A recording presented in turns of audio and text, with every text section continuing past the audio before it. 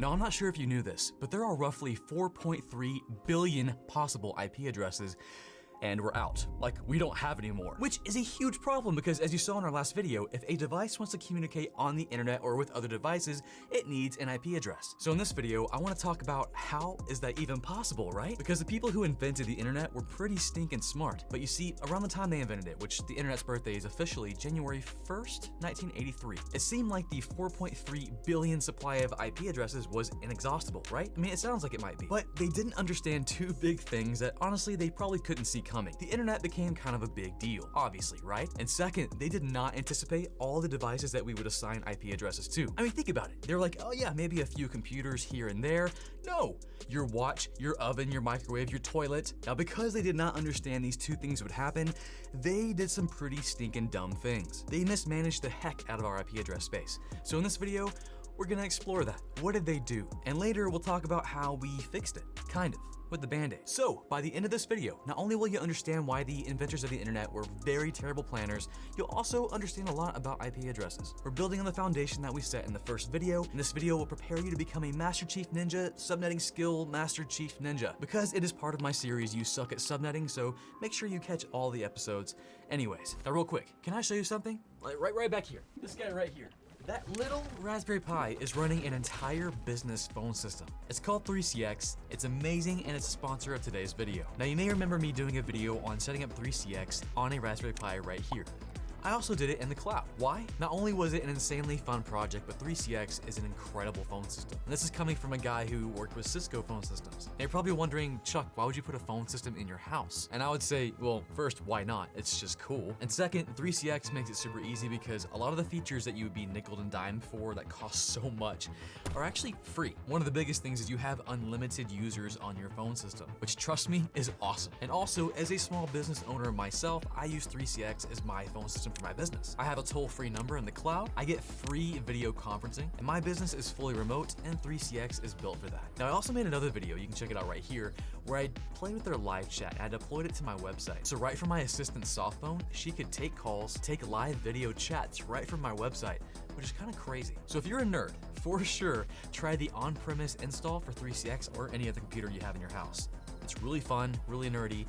Why don't you want to have a phone system in your house? Doesn't everyone? And then of course, as a business, you can have this on-premise or put that sucker up in the cloud. Now check this out. You get 3CX free for a year. And not just the software. If you don't want to host this yourself, they will host it for you in their cloud for free for a year. So pretty much phone system for free for a year. That's what you're getting. So check them out, link below. 3CX is a phone system I run for my business and just as a nerd and a hobbyist. So check it out. Link below. So let's talk about how the inventors of the internet mismanaged and mishandled our 4.3 billion IP addresses. And if you want to get nerdy, it's actually 2 to the 32nd power, which is actually 4,294,967,296 IP addresses. But you know, 4.3 billion, close enough. So here's what they did, and it comes down to how they organize the IP addresses. They put them into what are called classes, A, B, C, D, E. Yeah, that's it. A, B, C, D, E. And there are two problems I have with this. First, there are large groups of IP addresses that we can't even use. I know, like why? You'll see. And second, they set it up to where they gave away too many IP addresses. Because again, they didn't expect the internet to take off and so many devices to have IP addresses, so they gave big companies just, hey, why don't you take 16 million IP addresses? Just take them. Well, we don't care. We have so many right now. We'll never run out. Idiots. Anyways, here's what they did. So you may recall from the first video that an IP address is 4 numbers separated by 3 dots. And each of these numbers can be anything between 0 and 255, which, using big brain math, will give you a total of, well, right up here. See the top, 4.3 billion IP addresses. But man, did they screw it up. So here's the classes. Here's how they organize these IP addresses. So here's the chart. Here's how we group them. I'm not gonna list every one of them off. That would be super boring. So just look at it. You can read. But seriously, if you're studying for an exam where you have to know subnetting and the classes, then you might want to make flashcards out of this and memorize it. Now, at first glance, there's nothing wrong with this. Actually, there is one big glaring problem with it between A and B. See if you can notice it. We'll talk about that here in a second. But the problem doesn't come in until this very weird thing they did. Here it comes. You ready? The subnet mask. Classes A, B, and C each have their own default subnet mask, which, if you recall from our last video, it determines basically how big the network is, or which numbers in our IP address stay the same and which ones change. For example, let's take the first network we have here. In class A, we have the 1.0.0.0 network. This is how it would look over here. Let's draw it out. There's the IP, and here is the subnet mask. If you remember the hack I talked about, when you see a 255 in the subnet mask, the corresponding or matched up octet, which is the first one here and the first one here, will stay the same. So 1 will always be in the IP address. And when you see a 0, anyone's game. It can be any number between 0 and 255. Now, that is a pretty stinking big network, because if we're just keeping the first octet the same, the 1, but everything else can be different, do you know how many addresses that is?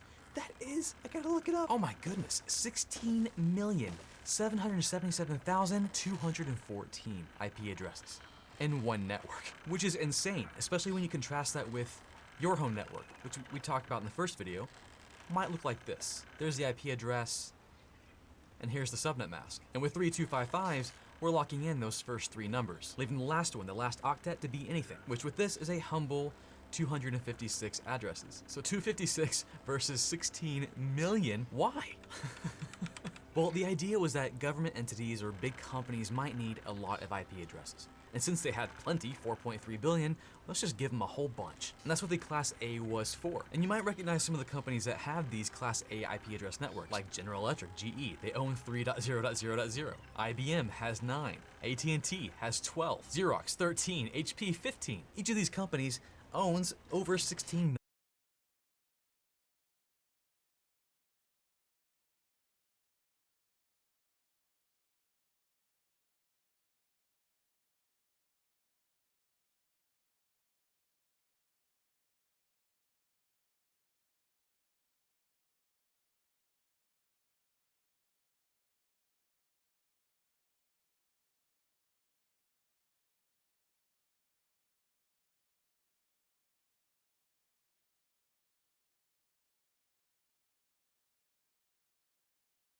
million IP addresses. So, looking back at our Class A range, Class A networks are very host heavy because they give you so many stinking hosts.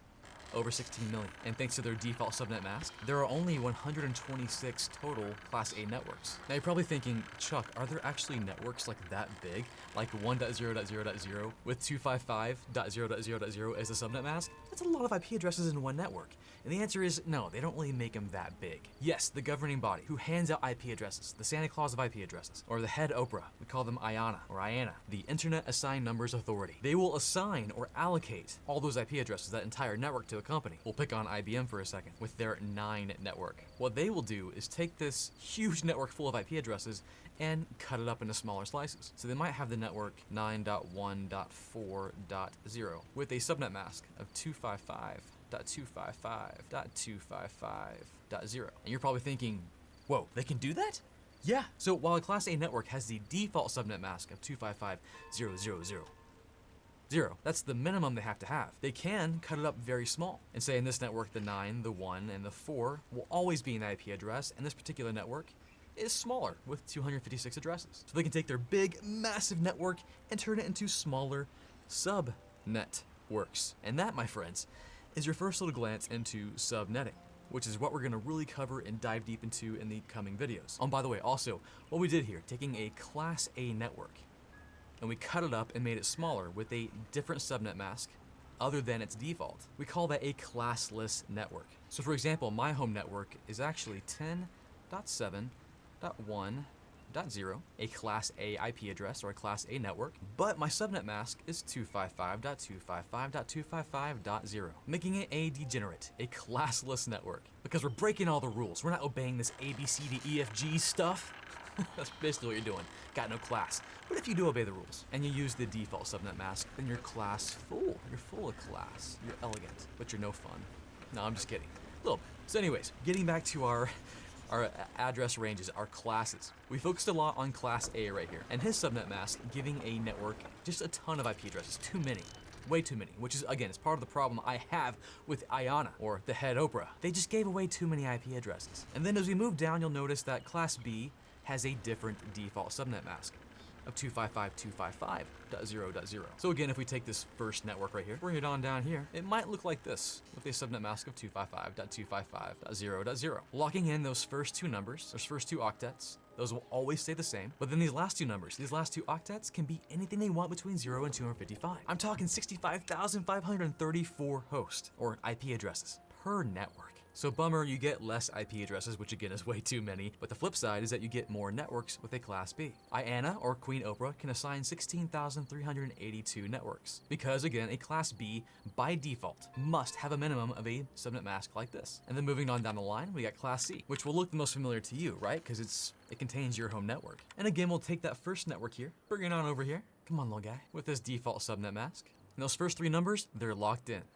Can't touch those octets. And looking very familiar, we have a total of 254 available IP addresses on that network. This is the best plan. They should have done this with every single network, because with Class C networks, we have a total available for Queen Oprah to assign 2,097,150 networks. So if they had done that with every class, we'd be okay. Kind of, maybe. No, we wouldn't. We have a different solution for that, because eventually we would have run out. But we wouldn't have run out so quickly. Come on. Inventors of the internet, why can't you just look into the future and anticipate our needs? Seriously. So that's Class A, B, and C. We're about to get to the D and E, which infuriate me. I mean, I don't get too angry about it, but it's still pretty stupid.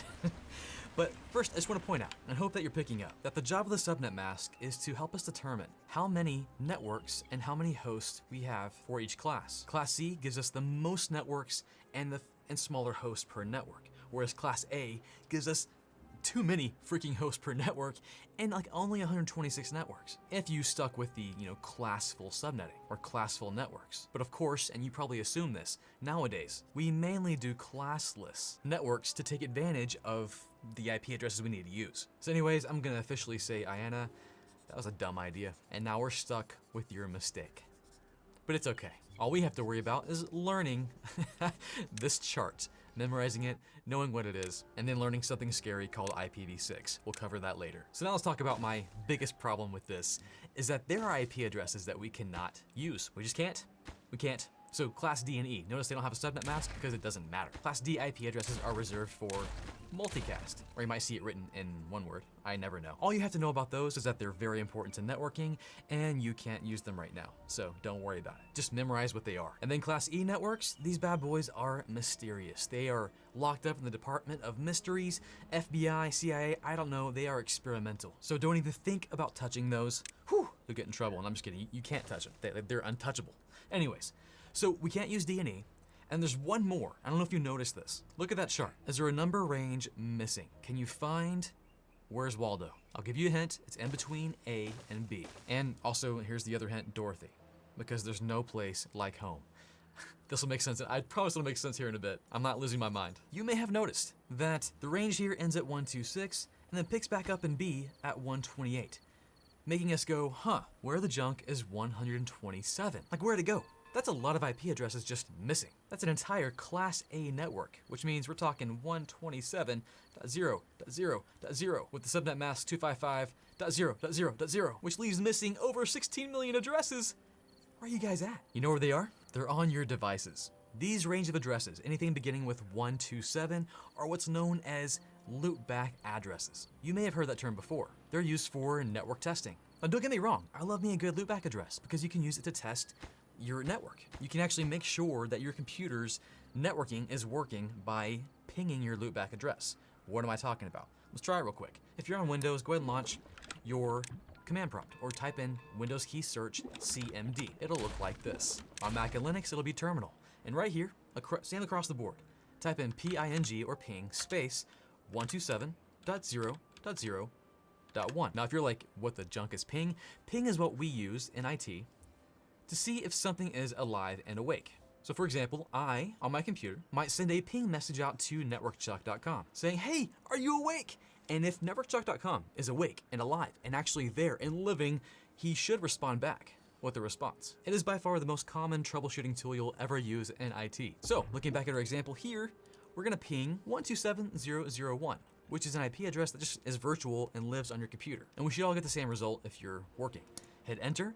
Hey, are you awake? Yes, I'm awake. Hey, are you awake? Yes, I'm awake. That's essentially what you're doing. You're just making sure that you can hear yourself. But the kicker is, and it's so stinking stupid. Maybe, is there something I don't know about this? Here's the problem. I think all we needed was just this one IP address, 127.0.0.1, to test our NIC, our network, to make sure it's working, because we just did that. But for some reason, they thought we might need 16 million to do that. Because, do this. You can go ping 127.145.145.8. Just a random address, and we get the same thing. We're pinging ourselves. Our computer has 16 million virtual IP addresses ready to respond to itself. Why? Okay, it's okay, Chuck, it's okay. So, roughly 4.3 billion IP addresses, and we can't use a lot of them, and a lot of them were mismanaged. Thanks a lot, Ayanna. Thanks a lot, Head Oprah.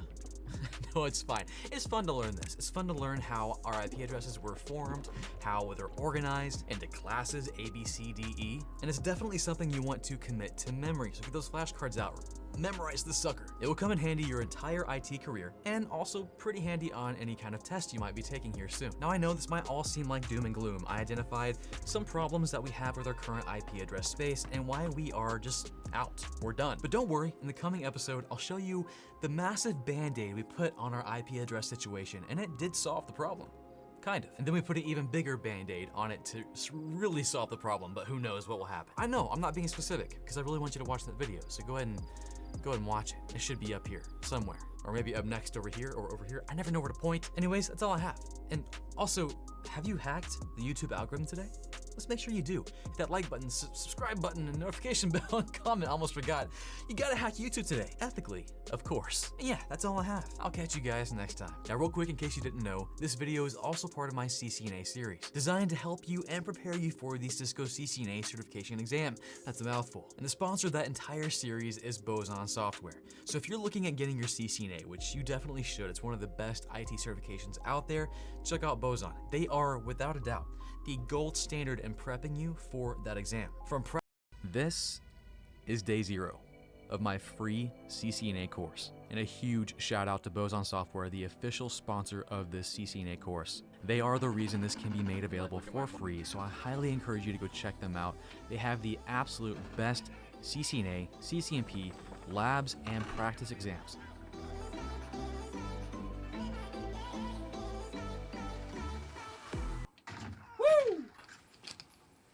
How did I do that?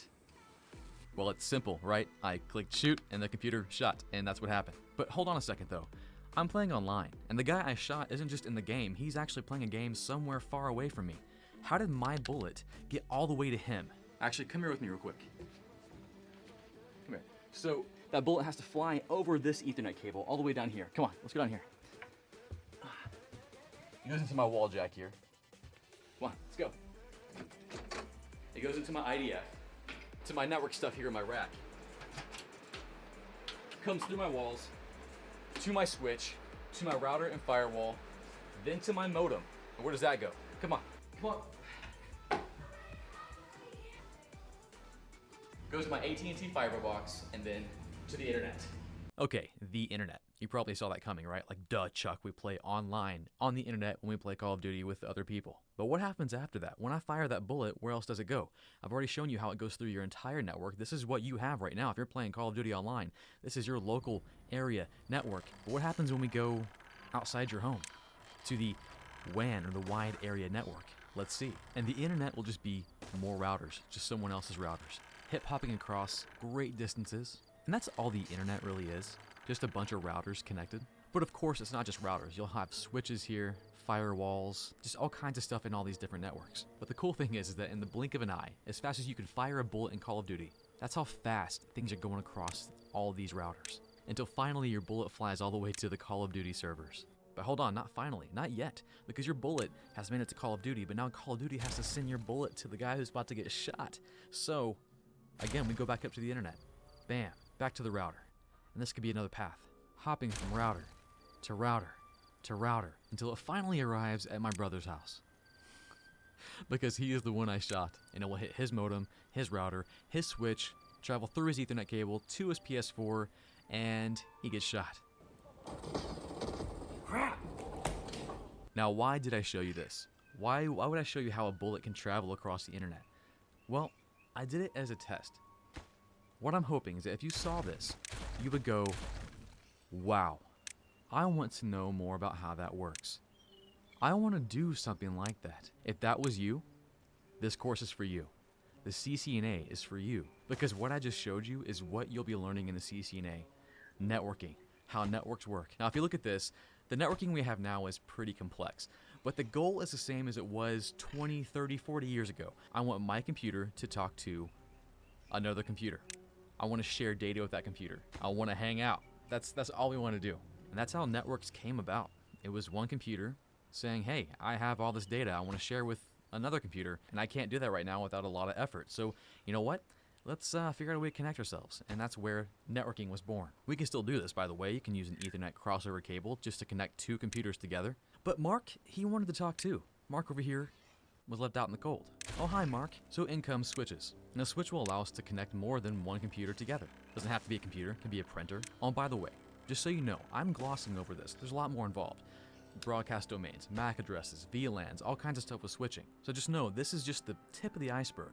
But if you like this, you'll like the other stuff too. Now this is a network, and a switch facilitates that. All these computers are connected together, they're inter-networked together, and they are having a blast, talking to each other, playing games, whatever. Now a switch can only handle so much before there are too many computers talking, too many things talking all at once, and he's like, I can't do this. So what do? Well, we get another switch. Easy enough, right? So easy. And we connect more computers, and they have a blast, they're having a good time. Yes, and yes, the more computers I draw, the worse they get. You probably can't even tell they're computers anymore. Well, I should probably label my switches, right? Let's just call them switches, so you know what's going on. Now what we have here is essentially two networks. Let's call this network 1 and network 2. We got a problem though. What if Bob over here wants to play a game with Mark, but they're not connected together? How do we solve that problem? Well, that's where routers come in. Routers. I'm not going to draw one. I'm just going to bring one in. A router will help these two networks talk. That's what routers do. They help networks talk to each other. So we connect our switch up to our router. Bam, bam. And a high-level view, extremely high-level view of how this might work is Bob's like, hey, I want to talk to Mark. So he says, Mark, are you here? And everyone's like, no, Mark's not here. So Bob's like, well, maybe he's over here. So he goes to the router and says, hey, router, is Mark anywhere? Do you know about Mark? And the router's like, yeah, I think I might know where he is. Bam. Hey, Mark is over here. And now Mark and Bob can talk to each other. So where does the internet come in? Well, this might be just one section of the internet. So we'll put them down here, and we might have another router with another situation. And by situation, I mean another switch with a bunch of computers who just want to hang out with people and talk and play games. And we connect these two routers together. And the internet is just this, times 1,000. Now again, I've got to say this. If you were to pop the hood on the internet and look inside, it's pretty complex. Like, there's a lot of stuff going on. So keep in mind what I'm saying here is very high level, but that should be exciting to you. Like, wow, I can't wait to learn more about how all this works, and we'll definitely cover that. Okay, so we looked at our switch and we looked at our router. What about this guy? What's a firewall doing? Well, simply, he's protecting you. He's protecting your network. Now, as you may know, there are some bad people out there, some bad dudes that want to attack your network, that want to steal your information. These hackers are constantly trying to find ways to steal your stuff, and while they'll try to get into your network, a good firewall will keep them out. Now, again, with networking, routers and switches, we want to connect people. Connect computers, connect devices, smart phones and smart lights and all kinds of stuff. And that's normally good. But then there's bad things, and that's where a firewall comes in. A firewall's job is to block anything that shouldn't come through or go out, and only allow the good stuff. Now I'm hoping at this point some of you are probably going, well, Chuck, I don't connect anything to a switch in my house. There's no cables anywhere. What are you talking about? Well, you're right. For the most part, most of the things we use in our networks have no cables. And that's why part of the CCNA you'll learn about wireless. But where does it come in? Well, here's how you would do it. Let's take Cameron's network, for example. I know that he has what's called a wireless access point, often referred to as a WAP. And this device is designed to broadcast the network over airwaves. Airwaves that your phone can connect to. Now again, many of you in your home networks probably have one device that has a access point, modem, firewall, router, and switch in one device, which is pretty amazing. Which might cause you to wonder, well, why does Chuck and his brother have separate devices for all these functions? Well, first of all, we're geeks. Second, we do that because we are network engineers. And this is what you'll see when you walk into a company, because a company, they won't have one device that does all this. Companies will typically have a lot more people, a lot more things on their networks. So they'll need bigger switches, bigger firewalls, bigger routers, more access points. So they just need more, and they need more features. If you're curious about what I have in my home network and what my brother has, I've got links below. Now again, this will be a free CCNA course. CCNA being the Cisco Certified Network Associate. It is one of, and probably the main IT certification you'll want to get on your path to becoming a network engineer. What's a network engineer? Well, what I just showed you, the whole Call of Duty thing, the bullet floating through space and getting to my brother across the internet. A network engineer makes all that stuff work. They design things like that. They make sure those things stay up. That's their job. And the CCNA will begin to teach you about those technologies.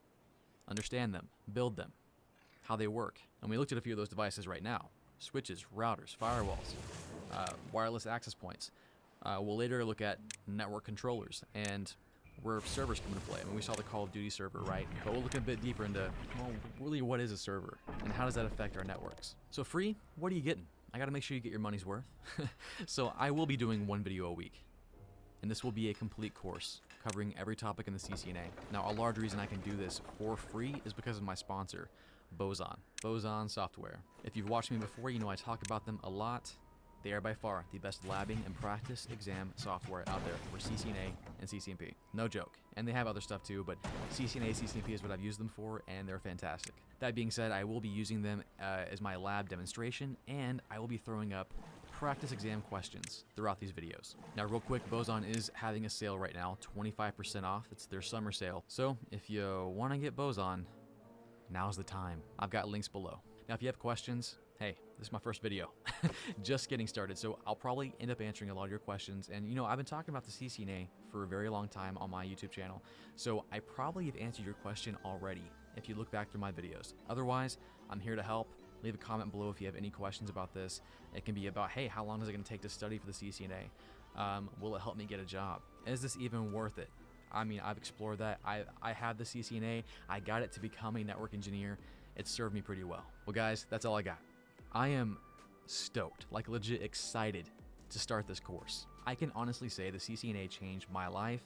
I know it's changed many people's lives I've talked to. It's one of those certifications that when I put on my resume, it did open doors for me to become a network engineer. So anyways, get your coffee ready. There'll be lots of coffee in this course. We're gonna study, we're gonna lab, we're gonna practice, and we're gonna get certified. I'll catch you guys later.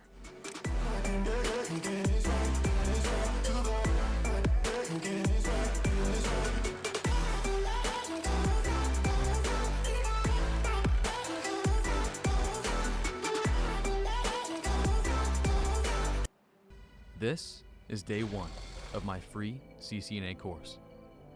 And a huge shout out to Boson Software, the official sponsor of this CCNA course. They are the reason this can be made available for free, so I highly encourage you to go check them out.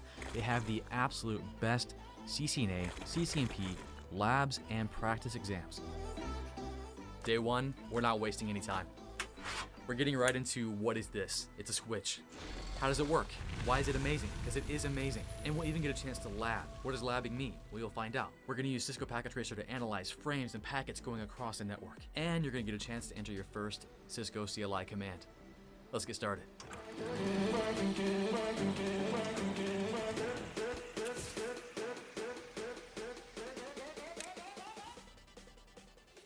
In my last video, we talked about what a network is, and we followed a Call of Duty bullet when I shot it from my computer, how it goes through my home network to my brother's network and shoots his character. And we went high level, like router, switch, firewall, access point, what are those things? But we didn't go too deep.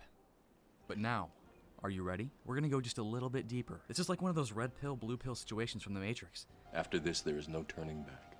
You take the red pill, you stay in Wonderland, and I show you how deep the rabbit hole goes. You take this pill, there's no going back. We're going deep into the networking rabbit hole.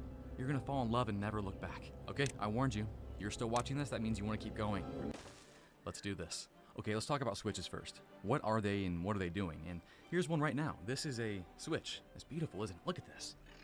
Oh, love it. Now, if you watched our last video, you have a high-level view of what a switch is for, or what's it doing.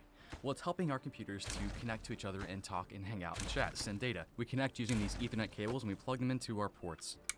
Oh, love that sound. Here, listen to this, up close. ASMR version. One of my favorite sounds. So we connect one computer, connect another computer, and assuming we have computers on the other ends of these, they're talking, they're having fun, they're playing games. But what's really going on inside of here? Let's pop the hood, let's take a look. Oh, and by the way, switches can come in many different sizes. Like this is an 8-port, and this big boy is a 48-port. He's beautiful. Why do you need 48 ports? Well, so you can connect 48 different devices to each other. That's why. Now let's first look at this guy, the Ethernet cable. All it is a bunch of metal wires. Like, check it out. Your computer communicates with the other computers via electrical signals, and these electrical signals go down these wires through the cable to the switch, and then it goes to the other computer. It's amazing. It's just electrical signals going in and out of these ports. Isn't that cool? Now, switches are amazing, but for you to really appreciate how amazing they are, you need to look at their predecessor, the one that came before them, the hub. He's disgusting. He's dumb. He doesn't have any smarts. The switch is smart. The hub is not. But before we had switches, hubs are all we had, and here's what they did and why they're dumb. Now, I want you to actually see how dumb this is and experience it for yourself. So right now, what I want you to do is go download Cisco Packet Tracer. I've got a link below. Sign up for a free account through NetAcad, and you'll be able to download it. What is this? It's a tool that lets you build and play with networks, and so much more. It's amazing. So go download and install that. It's on Windows, Mac, Linux. And once you install Packet Tracer, I've got another link below for a Packet Tracer file, which is a lab I built that we can play with right now. So go ahead and download that and launch it. Do not get overwhelmed with all the buttons and options here. I'll walk you through every step right now. If you zoom in right here, I've got two networks. I got this one here, which is a switch, and my laptops. If I scroll over, I've got another network, and it's not nearly as smart, because I'm rocking a hub. Now, a hub and a switch physically kind of look the same. They look like this. They have ports we can plug Ethernet cables into, but they're so different. Actually, we can look at a hub right now. Let me click on the physical button up here. I can click on my home city, my corporate office, and then jump into my wiring closet, and there it is. So you can see switch, it's got ports, hubs, got ports, okay? But why are they different? How would you like this if when you sent a text to your friend, it didn't just go to your one friend, it went to all your friends. And then when your friend responded back to you, it not only went to you, but it went to all your friends as well. That's stupid, right? Like that, I would never use that texting platform. That's what a hub does. Check this out. And I want you to do this with me. So click on simulation down here at the bottom right. This is what makes Packet Tracer so cool. We can analyze the network traffic slowly as it goes through the electrical wires. It's powerful. Anyways, so don't touch that. Leave it there. I want you to click on Harry Potter up here, Laptop Harry. Then click on Desktop, and then click on Command Prompt. This is very similar to a Windows command prompt. It kind of is a Windows command prompt. And what we're going to do is we're going to have Mr. Harry here talk to Ron over here through the hub. We're going to send a message that we use in networking all the time called a ping message. What is that for? We use it to see if other computers or servers are up and can be reached. Kind of like this. Ping! Reply! Ping! Reply! Ping! Reply!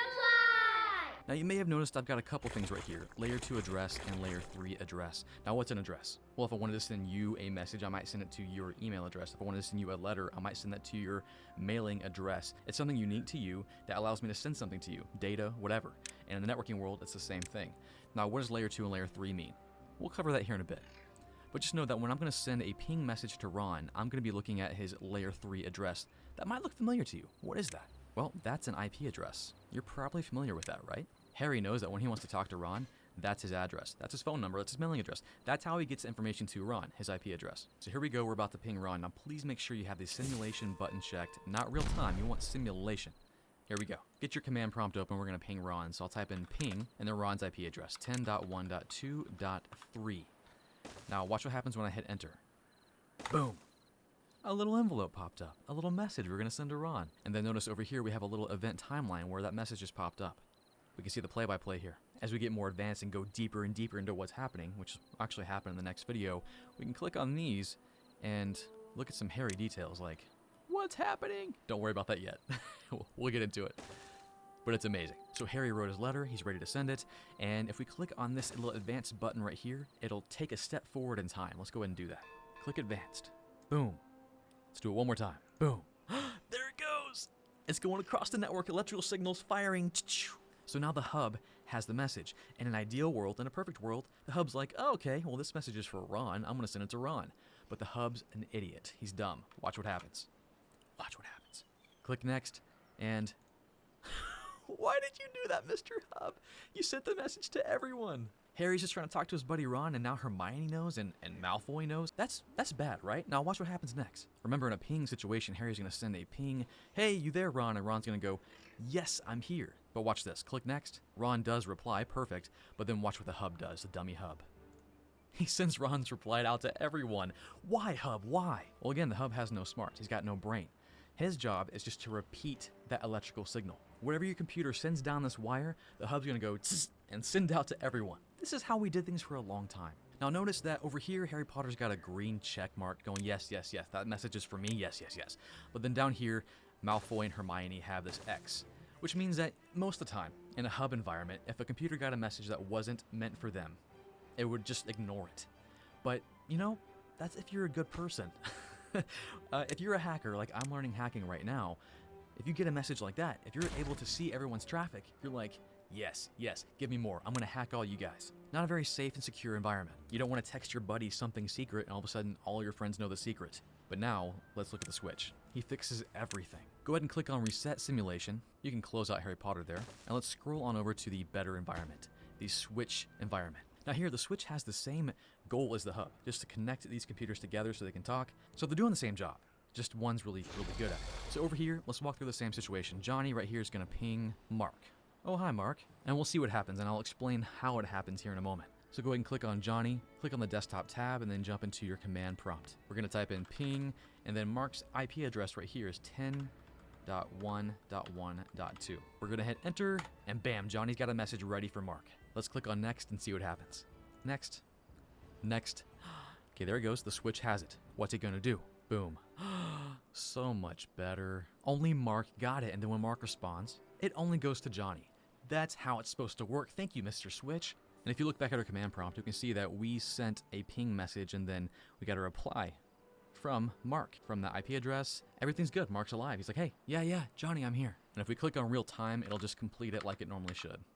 Bam, bam, bam, really fast. Because these electrical signals are going really fast down these wires. But that's what's cool about Packet Tracer. We can slow down time, bullet time, and watch it happen. Okay, we're about to go deeper. We're about to learn more about how this guy does things. Are you ready?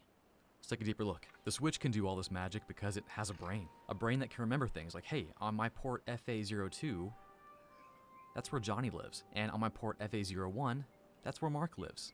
And the same thing goes for Denny and Lisa and anyone else who connects to the Switch. He'll remember where they are. So when you send a message, he'll go, oh, well, I know exactly where Johnny is. He's over here. Port FA02. He stores that information in something called the CAM table, which stands for Content Addressable Memory. Don't worry about that too much right now. We'll cover a lot of that later. Now, the Switch doesn't know Johnny as Johnny. The Switch knows Johnny as 00D097528936. That's how the Switch knows Johnny, his layer 2 address. That's how the Switch knows Mark. He doesn't know Mark's name, but he does know 00E0B0590897. Love that guy. What are these things? That's called a MAC address, often referred to as a layer 2 address. Every single device that you connect to the internet has a MAC address. Every one of them. Like, go ahead and look. Get your laptop out. Look for it. Like on this phone here that I would connect to the Switch. Look, right here. There's my phone's MAC address right there. It's often referred to as the burned-in address because this address should never change. That's how your device is identified. It's a unique identifier. So when I connect my phone to the Switch and my phone tries to talk to somebody, boom, the Switch learns, hey, that phone, which that phone's name is 9C57803844A, he lives on port 1. So if anybody wants to talk to him, it's going to be port 1. Now we'll cover more about layers here in a moment. I'm kind of building up to that. But this right here, doing this, and that wonderful, beautiful sound, yes, this is layer 1. Anything physical, the electrical wires, the metal wire that send electrical signals down into the Switch, that's layer 1. So layer 1, electrical signals firing at light speed down an Ethernet cable, physical. And then we get to our Switch, and now we're thinking about layer 2. And that's where our layer 2 address comes in. That's where the MAC address comes in. Layer 2 is often referred to as the data link layer, but we won't cover too much on that right now. I have to stop. I don't want to give you too much right now. Now you may be wondering, why isn't the Switch just using the layer 3 address, like what we used? When we pinged 10.1.1.2, why doesn't the Switch know Mark by that number? Well, the simple answer is that the Switch can't even see that number. It has no idea what it is. You see, the Switch is a layer 2 device and doesn't know anything about layer 3 or IP addresses or anything. That's why we're dealing with MAC addresses right now. Now watch this. Let's get back to our packet tracer. We're going to do a couple things here real quick. Let's click on simulation mode once more and let's open up Mark. We'll go to his desktop, go to his command prompt, and we're gonna ping Lisa down here. So we'll do ping 10.1.1.5 and hit enter. The message was built. Now go and click the forward message real quick, and I want you to click on this message right here we have.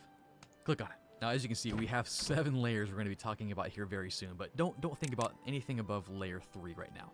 Don't think about that. But notice this message we're sending to the Switch, Notice what's not there. Layer 3 is missing. It's just layer 2, because that's all the switch understands. And also notice the to and from. So right here we have the from, which is the MAC address of Mark over here.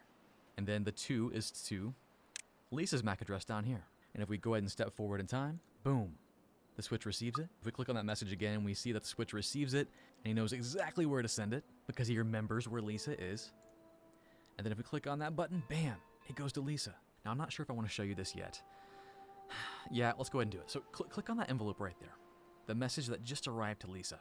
You can see here that instead of just having layer 1 and layer 2, we now have layer 3 involved. Because that's a layer that Mark and Lisa are talking on, layer 3. You see, we pinged from Mark's IP address 10.1.1.2 to Lisa's IP address of 10.1.1.5. And then Lisa's sending out a message, see, out, to Mark at 10.1.1.2 from herself, 10.1.1.5. And then if we step forward in time once more, boom, we see this message go to the switch. But then if we open that message, oh, layer 3 is gone again. It's just layer 2, because that's all the switch cares about is layer 2. And that's how he knows where things are. That's where devices are, based on their MAC address. Now go ahead and click on real time and let that finish out. And we're going to jump into the switch's command line interface. And this might be your first Cisco command. Kind of exciting. So let's open it up. What we're going to do is we're going to look inside the switch's brain. So go and click on him and jump to the CLI tab. This is a whole new world for you. Yes, okay. Now hit enter, and then type in enable, and hit enter. Now you should have a hashtag sign right there next to your switch. Here's a command I want you to enter.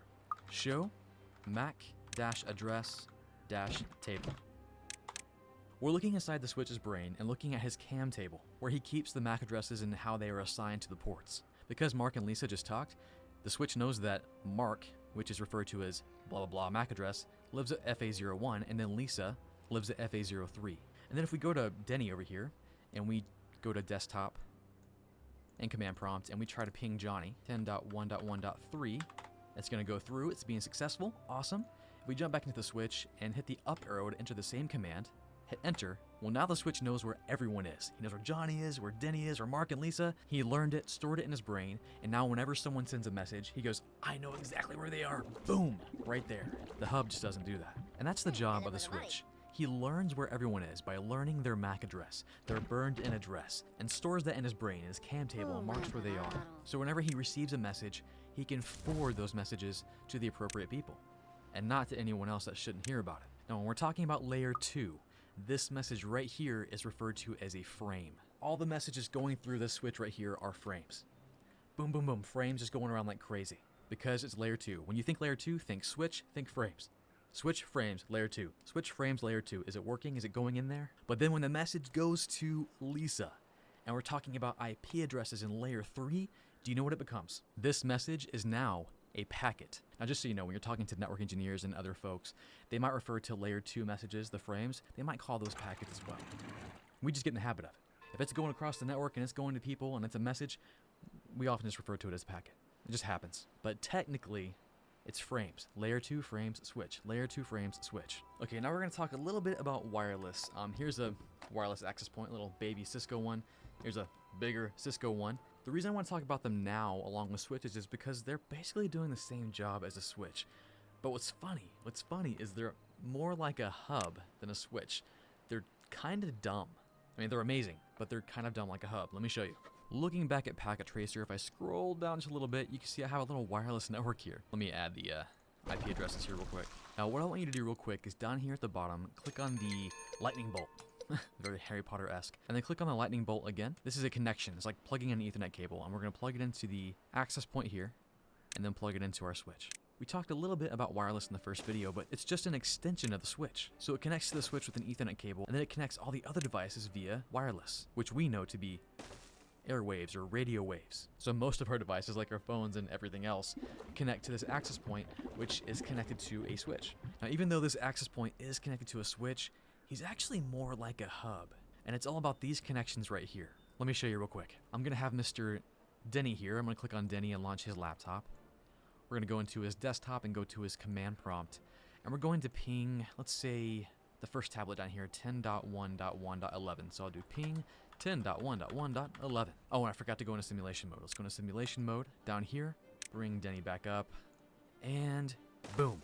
So as you can see, Denny's got his packet ready, and he sends this frame to the switch. Now, if we open up that frame, what do we see? Well, we see that the source is indeed Denny over here, based on his MAC address, and then the destination, well, what is that matching? Well, if we scroll down here, we can see, yeah, it does match the first tablet here. So the switch knows that he lives on this port connected to the access point. But it's what the access point does with it that's so stupid, but it's just how wireless is right now. Let's skip forward in time. The access point has it now, but now let's see what happens. Click next, boom. And once more, boom. The message was sent to everyone like a hub. Now we'll cover wireless in more detail here later in this course, but just know for now, that's why people tell you plug into an Ethernet cable at all costs if you can, because a wireless connection is more like a hub. And the fact that all the messages are going to each device isn't the worst part. With hubs, it's just a traffic jam, collisions all the time, which is why switches are great, and we'll cover more on that later. But yeah, always prefer Ethernet cable, a hardline connection to a wireless connection if you can. Now, later versions of Wi-Fi, like Wi-Fi 6, do help out with this. I actually made a video on Wi-Fi 6 that you can check out up there. And then as we step forward in time, when the first tablet sends his reply back, the access point will then send it to the switch, and then the switch, like it's supposed to, will just send that to Denny. But then we have the same process happen again when Denny does send another ping, hey, first tablet, are you there? The access point will still broadcast that out to everyone. All right. Hope you have your coffee ready. Time for a quiz. Time to test your knowledge in what we just covered in this video. The questions I'm about to ask you are not easy. I pulled them from Boson XM, the best CCNA practice exam you can find. They are world renowned and they are sponsoring this video, so check out the link below for that exam. Anyways, let's see what you know. Question number 1. Which of the following addresses will a switch use to populate the cam table? Select the best answer.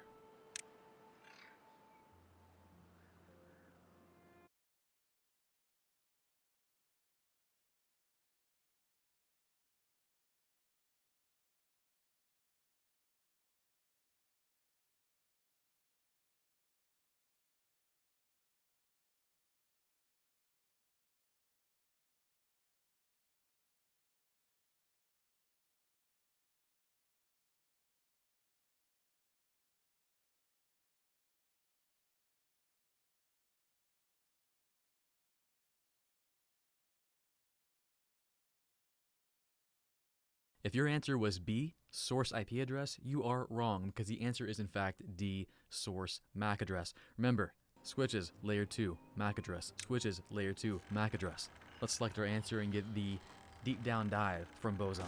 So right off the bat, because we know we're talking about a switch in the cam table, we can mark out A and B because those are talking about IP addresses, and the switch doesn't know anything about IP addresses. But what we're talking about now is MAC addresses. Now it could have been source or destination. A switch will learn a MAC address and add it to its cam table when a device sends a frame to that port. And in that frame, the source MAC address will be this guy's MAC address. So that makes sense. Destination would be who he's sending that frame to, which might be a person over here. And you wouldn't want to add this guy's MAC address to this guy's port. Confusion. It wouldn't work. If you got that right, that's amazing. You're just a little bit closer to passing your CCNA. Next question. Which of the following addresses will a switch use to make forwarding decisions? Select the best answer.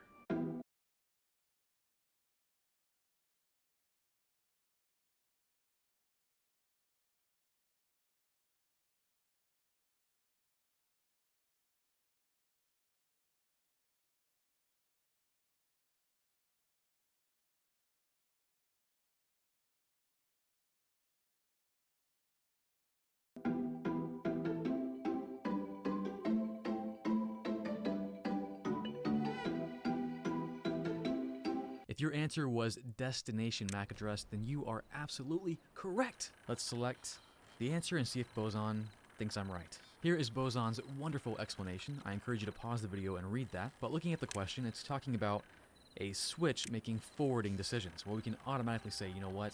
Source IP address is out. Destination IP address is out because, again, switches don't know anything about IP addresses. Now, when a switch receives a frame from a device, this frame will have a source MAC address, let's just say 0001, and a destination, 0002. The source is coming from this guy.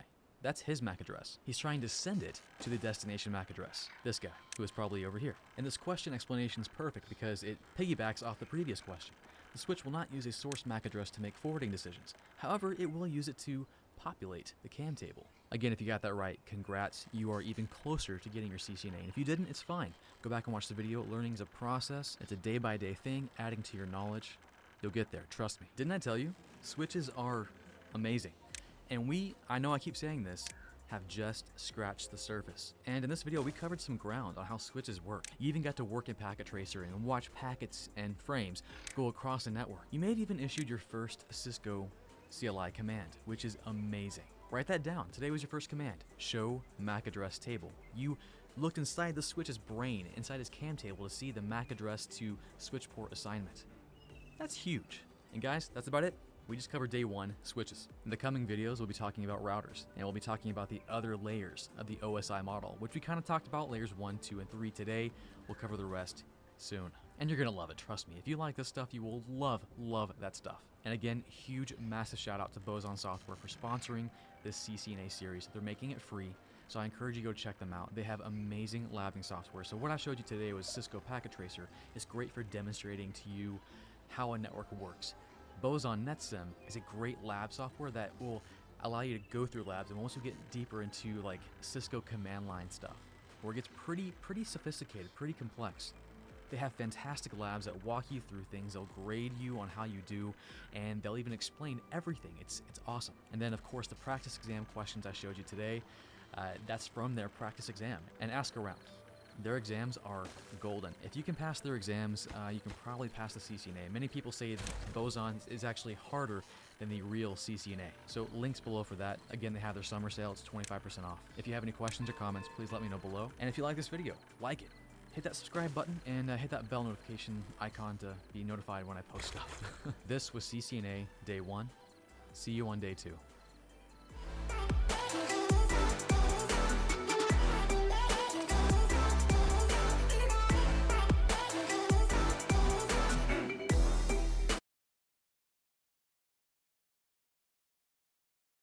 You can turn your Raspberry Pi. Hey guys, Buildzoid here, and today we're going to be taking a look at something that I've been wondering about for a very long time, and that something can be found on the back of this Asus GTX 760 DirectCU2 OC. So let's take a look at the back of it, shall we?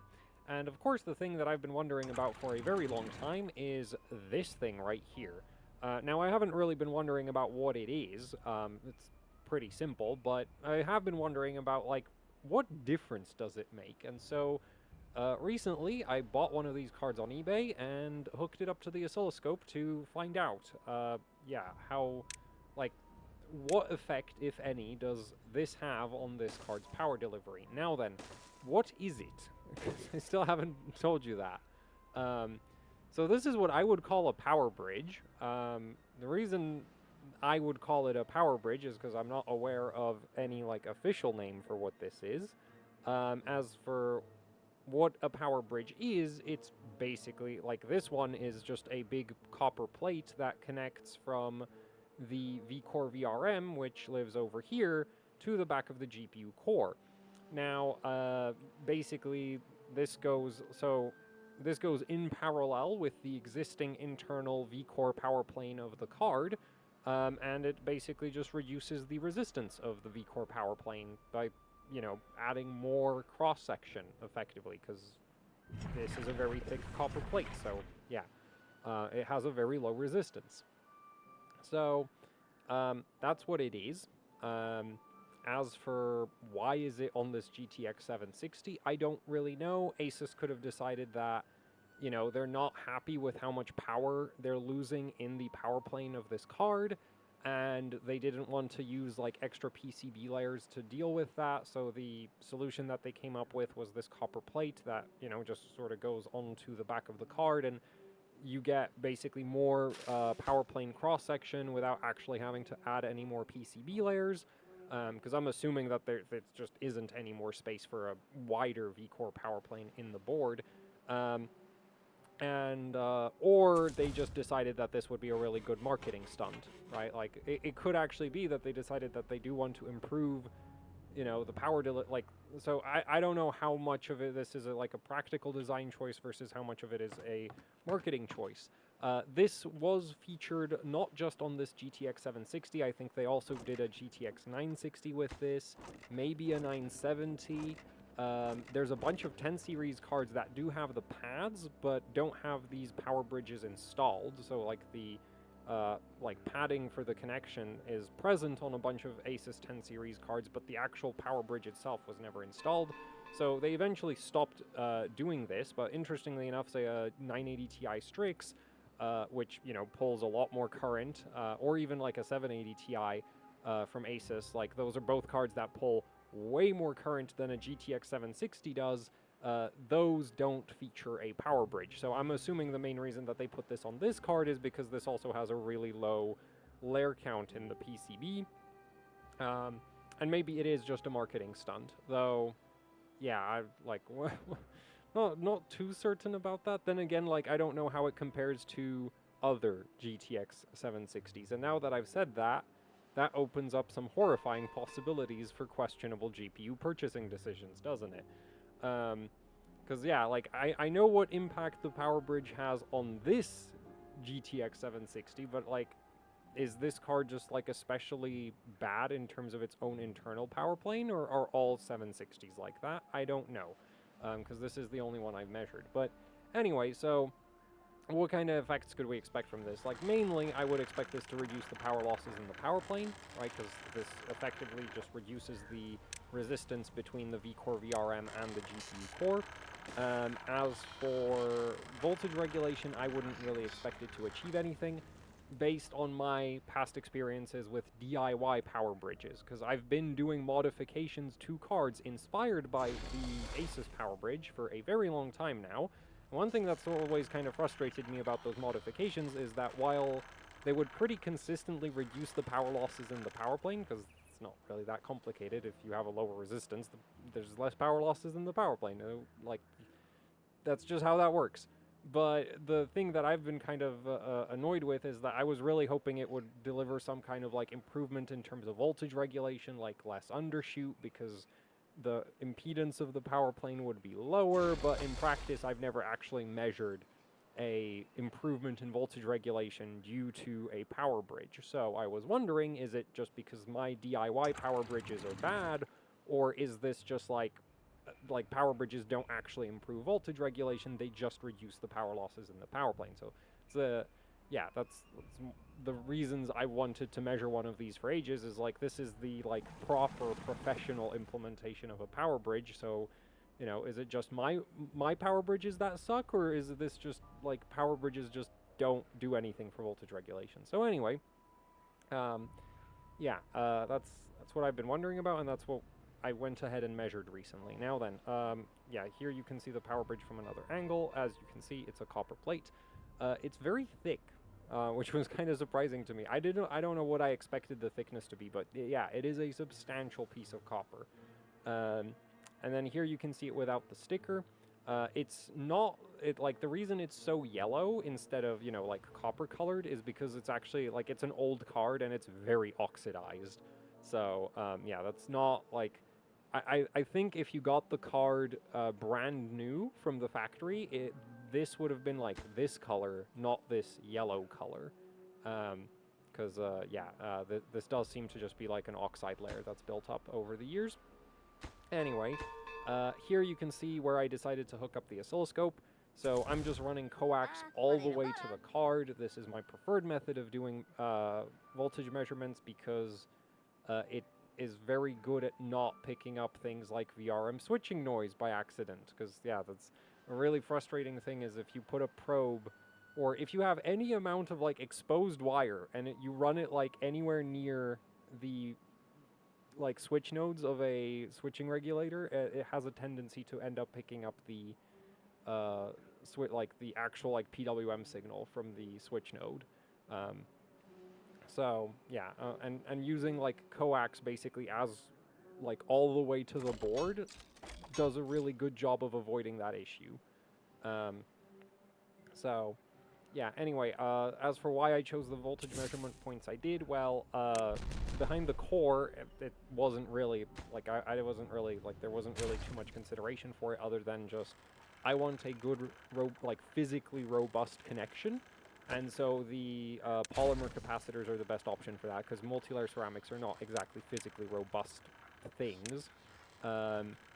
So, like, soldering coax to multilayer ceramics, like, I have done it when desperate, but I tend to avoid it because if you, like, if you pull on the coax badly, then it'll, like, break the multilayer ceramic capacitor. So I don't really want to do that if I can avoid it. And so here, yeah, I soldered it to this aluminum polymer capacitor because, well, there's no way I was going to be connecting it to this one or this one.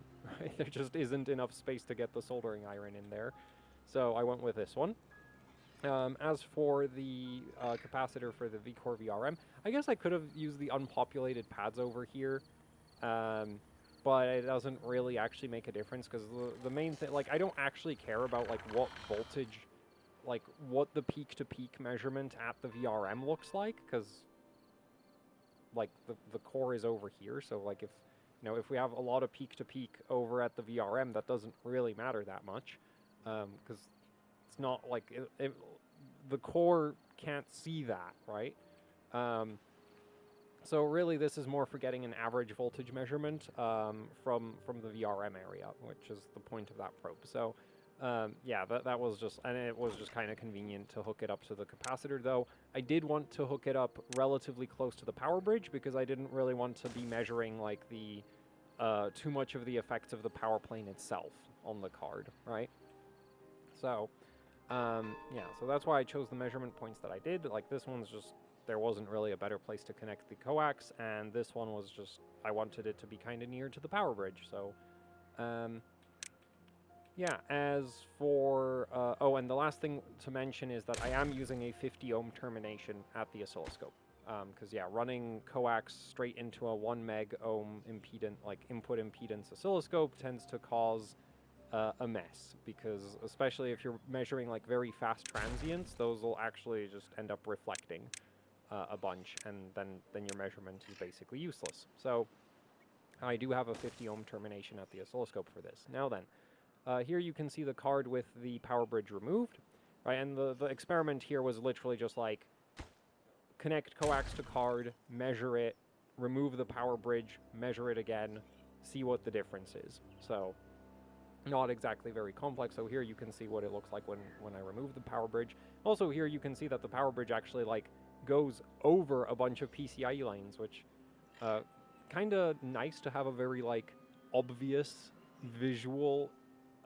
indication of what this is bridging across. Though I will say, like, this style of like PCIe lanes coming into the GPU core like this is very typical of low-end NVIDIA cards. Like, I think even a lot of GTX 970s have the PCIe coming in through this area, and actually even on modern cards, this is very common. Like, yeah, it is very, very normal for the PCIe lanes to come into the core through this area. So it's honestly, I mean, I don't know if it's that weird that the power bridge has, like, that you don't see the power bridges anymore from Asus. But, yeah, like, here, it visually makes a lot of sense, right? Because it's like, oh, we've got PCIe lanes on the top layer, so you can't run the VCore power plane there, so you can just go over it with this great big copper plate. But, yeah, anyway. Also, here's the power bridge when I desoldered it, so that's all it is. It really is just a copper plate with some tabs bent off of it.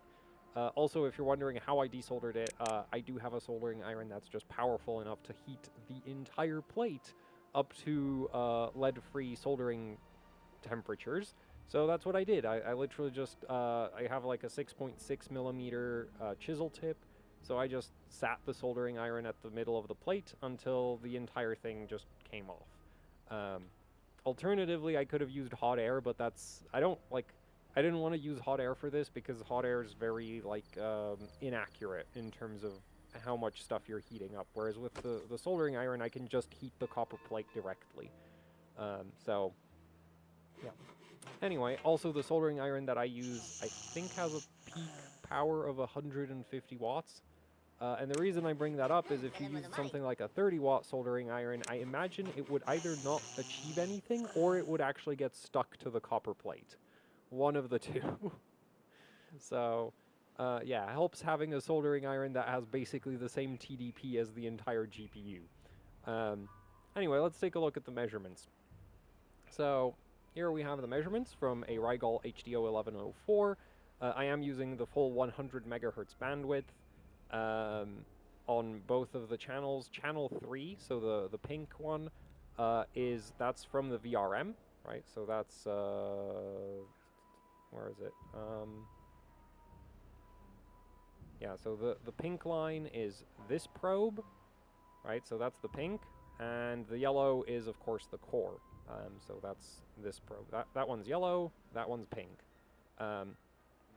So anyway, the first set of, I mean, actually, if you just look at these, it should be pretty obvious which which oscilloscope captures have the power bridge installed and which ones don't. Because there's like a pretty big gap between the yellow and the pink line on some of these captures and not on the others. As for what test I was running, this is all Firestrike Graphics Test 1. So this is at the end of the test, and I did run 2 passes each time, so we have 349 samples into the averaged measurements. And the reason I've done 2 passes is just to make sure that there isn't some weird one-off undershoot event, which, yeah, you can see that. You know, pass 1 we get a minimum at worst case, the worst undershoot that I measured was 1.0485 volts. And then on the second pass it was 1.0485 volts. How very convenient. So yeah, the runs are very, or well, I shouldn't say very, because this is just 2 runs, but relatively reproducible and good enough for my purposes here, as far as I'm concerned. So anyway, I guess we're gonna start with the average voltage differences. Also, you'll notice that I did try my best to get the voltage offsets of the vertical. Wait, is it the vertical? Yeah, the vertical offset of each of the channels matched up. It's not exactly matched. The pink channel is actually at 1.099 rather than 1.1, but close enough.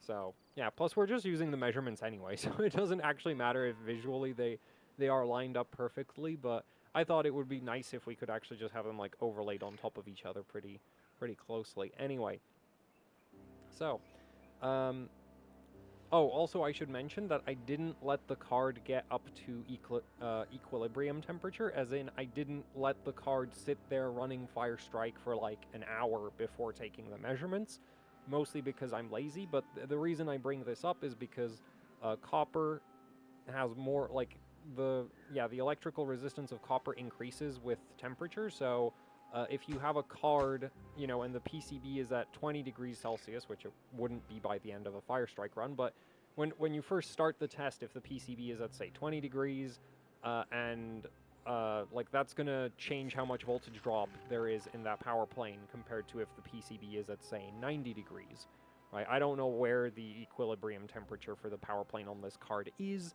I also don't really care, because I'm not going to be running the card on sustained loads, but that would potentially increase the differences between the, no power bridge versus with power bridge measurements that I've taken, because, the power bridge would reduce the power, it would lower the equilibrium temperature, right, because there'd be lower power losses in the power plane, so the power plane would end up at a lower temperature. That lower temperature would mean the power plane resistance would be lower, so you have this stacking effect if I actually ran the test for longer. But I wanted just a very quick so how much of a difference does this really make? So this is kind of a worst case scenario for the power bridge, because if I did let it heat up, it would probably be more effective at reducing the power losses in the power plane than with my very quick test of I ran Firestrike once, I ran Firestrike twice.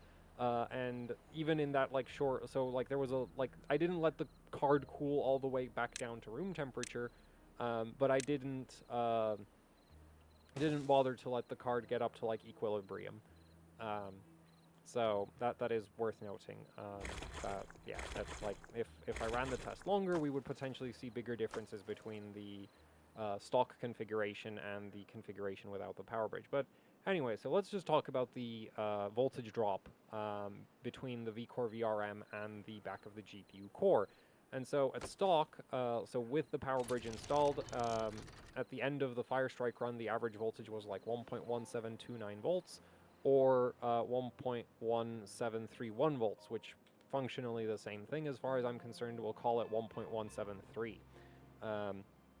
And then the voltage at the VRM was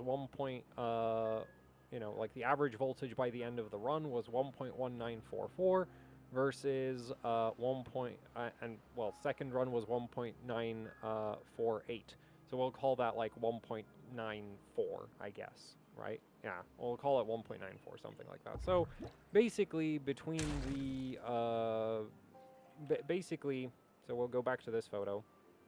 So basically between our two measurement points here, we have a voltage drop of about 22 millivolts, which is very low. Yeah, that is actually just very low. So that's neat. Potentially we might have seen a bigger voltage drop if I measured from here.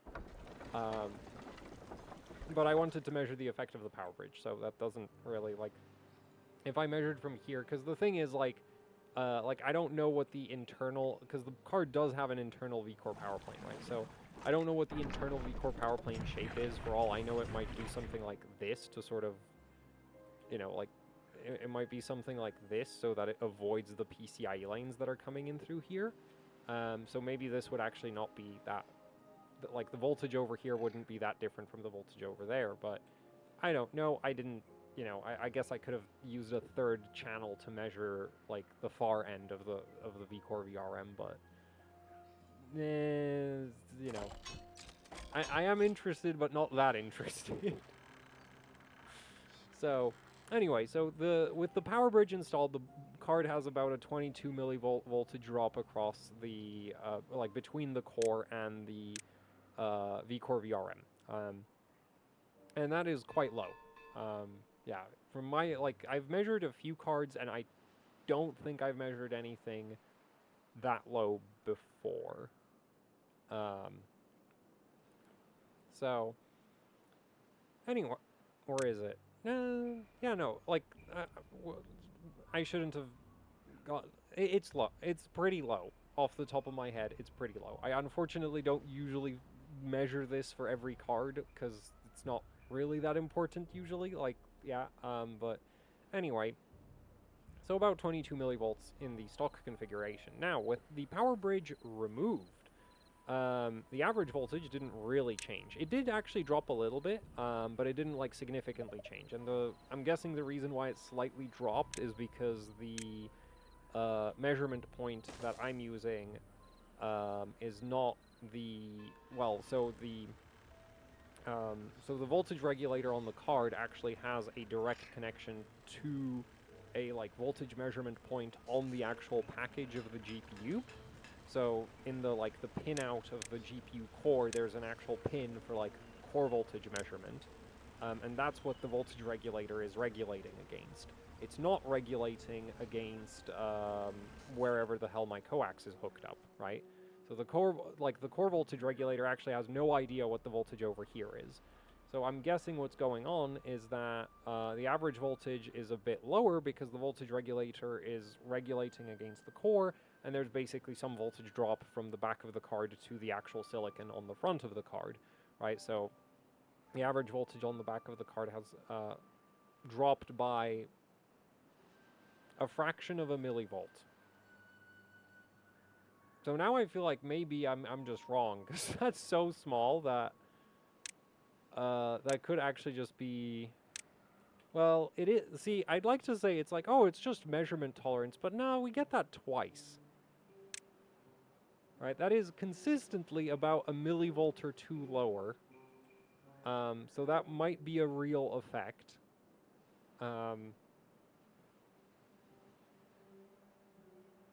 Yeah, having an oscilloscope that measures voltages to 4 digits is wild.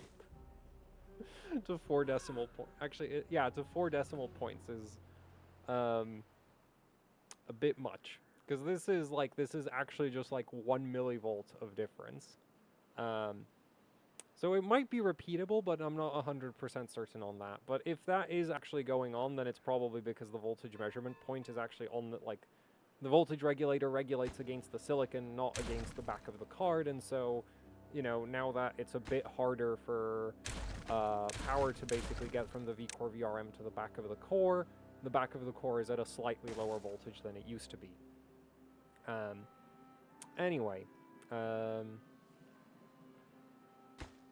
But yeah, so we get a very small reduction in average voltage. That honestly, if, like, it's a millivolt, so yeah.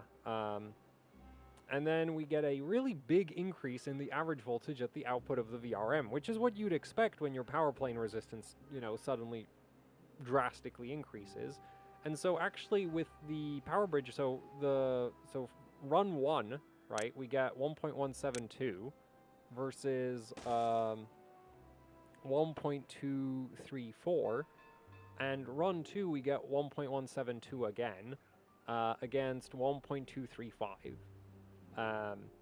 And that's about 62, 63 millivolts. So, go back here, in this configuration, right, going from here to here, we have a voltage drop of 63 millivolts. Which basically means, let's say you had 100 amps going from the VRM to the GPU core, this would produce, that would be like 6.3 watts of heat.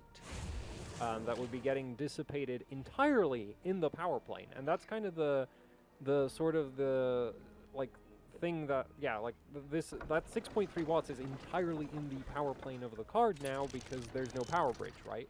Whereas with the power bridge, right, where I measured 22 millivolts of voltage drop from, you know, here to there, if we had 100 amps flowing to the core from the vCore VRM, which I think in the stock configuration the card doesn't pull that much power, but when you start overclocking, you can get these cards to pull quite a bit. Though at the same time, if the card is pulling more current, then the voltage drop is obviously going to increase. So you get the idea. But this is the 100 amps here is for illustrative purposes only. Yeah, though it's probably not that far off what a GTX 760 pulls, because it runs at like 1.1 something volts, right? So 100 times 1.2 volts. Well, it doesn't even run at 1.2 volts, like 1.17, like we're getting like 1.17 on the core, so that would be 100 and... Actually, at the VRM, we're getting 1.2-ish, so we'll call that 120 watts. Then some kind of power losses in the VRM, let's say 10 watts or something. Let's say 12. Yeah, let's say 12. So that would be 132 watts. Add the memory to that, and like, I think GTX 760s are somewhere around 150 watts, something like that. So actually, 100 amps across the power plane probably isn't that far off of what it is in reality. But anyway, so in this scenario, we'd get only 2.2 watts of power loss across the, like, power delivery network to the core, right? And the crazy thing is those 2.2 watts, like, some of that power would be getting dissipated in the actual power bridge itself, right? So that wouldn't be heat being produced in the PCB, that would be heat being produced in this plate, and this plate obviously, like, probably is more cooling friendly than the power plane itself. Where you could kind of a silly idea that you could do is like stick heat sinks onto the power bridge. Not that which would probably produce measurable effects under like sustained high load scenarios. That you could actually measure a benefit from strapping heat sinks to the power bridge, to make sure that the power bridge is as cool as possible. But yeah, so honestly, like, so in terms of like the improvement going from like no power bridge to with power bridge, we're talking like saving about 4 watts in the power delivery to the core, which is something, I guess. It's not nothing. It is measurable. But at the same time, I can kind of see why Asus decided to stop doing power bridges at some point, because yeah, this really isn't doing much. Yeah, especially, and also if you consider that by the, like, because the last time Asus was still putting the actual, like, pads for power bridges onto their PCBs, that was 10 series, right? And 10 series GPUs basically don't pull any power at all. So it kind of makes sense that by 10 series, Asus just kind of gave up on this idea because, well, the current drop probably wasn't high enough to justify the extra expense. Not that I think this probably isn't very expensive, but yeah, I can kind of understand why they ditched it. Anyway, now, so it does improve the power losses in the power plane. Also, if I had let the no power bridge setup run to like equilibrium temperature, I think it would have, like, we would have seen an even higher voltage drop at some point, right? Because like we're dissipating like it's not literally 3 times, but something like significantly more power is being dissipated in the like power plane of the, or power planes, because it's a multi-layer PCB. There probably isn't a like just one V-core power plane. Maybe there is. Maybe it's like a 4-layer PCB. I don't know how many layers this board has. But yeah, so I don't know, like, so we're going from like, you know, like, the thing is, like, I don't have measurements for the entire power plane, so it's not really correct to say that, oh, the entire, like, from the VRM to the core, it's definitely just 2.2 watts, because, I don't know, maybe there's going to be some power, like, potentially somewhat a higher voltage drop from, like, over here to here, so there's going to be, like, a gradient of voltages across the entire, like, core to VRM connection. Right, so the fact that, like, across this section of it we're seeing 22 millivolts doesn't automatically mean that, like, this isn't maybe another 10 millivolts higher. And I also don't know how much current is flowing through each part of it, so it gets complicated. But this is a pretty substantial increase in voltage drop. So we'll say 3 times based on my measurements, but my measurements are not all-encompassing, so there's some error in that, probably. But anyway... so, you know, yeah, if we ran this to, like, equilibrium, right, this is now putting out, like, 3 times more heat, and all of that heat is now concentrated in the PCB itself, right, because the power bridge isn't there anymore. So I'm thinking, like, yeah, if I ran the no power bridge configuration for extended periods of time, as in if I just let it get up to, like, you know, equilibrium temperature, it would have potentially had an even bigger voltage drop across it. And actually, one of the reasons I decided not to try to run it to equilibrium was I wasn't entirely certain if the PCB of this card is actually designed to require the power bridge. Because theoretically, you could have a PCB where the internal power plane is so thin that if you ran it for, like, extended periods of time, like, it would just keep increasing in operating temperature indefinitely. Like, the PCB would never be able, which is probably pretty unlikely, but, like, you could have the internal power plane end up at some insanity temperature, like over 100 degrees or something. And actually, there was a Z590 or Z490 motherboard where I measured basically that exact situation, where the VRM temperature was fine, and the temperature of the PCB a couple millimeters away from the CPU socket was sky high, because the board was like a 6-layer PCB, and all of the current trying to squeeze into the CPU socket was basically just heating up the power plane right before the CPU socket, which is where it gets narrowest. Also, I guess the pins in the socket probably produce some heat as well, so that was like, so you had this really weird situation where it's like, yeah, the actual, like, MOSFETs, the active components, you know, the switching components were running cooler than the board, like, way out in front of them. And so I didn't really want to test if, like, this PCB can actually, like, because I don't know. Maybe it probably does. It's probably actually, like, I would guess that this is probably very similar to a reference GTX 760. Actually, no, because this is an Asus card. An Asus likes to do rather heavily customized PCBs basically as much as possible. Like, a lot of other manufacturers will basically take a reference NVIDIA card and then just slightly shuffle some things around. But Asus likes to make cards that look very distinctly different from reference NVIDIA cards. So, yeah, I don't know. I didn't really want to... I didn't really want to see if, like, the PCB ends up at some insanely high temperature if I just run it with no power bridge for a long time. Also, it would have just taken forever, and I'm like, you know, I do wonder about the power bridge effectiveness, but I don't wonder that much. So anyway, the other thing I wondered about is, does this have any impact on voltage regulation? And the answer is no. No, it does not. Or at least, it doesn't have any impact on voltage regulation that I care about, because if we look at the max measurements, actually, nah, it doesn't. Because, like, technically, like, yeah, you might be like, oh, the average overshoot was 1.299 volts. versus 1.301 volts, and it's like, yeah, so that's like 2 millivolts. So that's not a difference. And that's across both runs, right? Like here we have a max of, actually this is a, no, that's absolute max. Here we have a 1.3 versus a, oh look, actually here the average overshoot is actually slightly lower than in the previous test. So yeah, the maximum voltage did not change. The overshoot is the same regardless of if the power bridge is there or if it isn't. Though I will say one thing I find interesting about the card when the power bridge is installed is that we get overshoot spikes behind the core that are taller than the peak voltage at the VRM.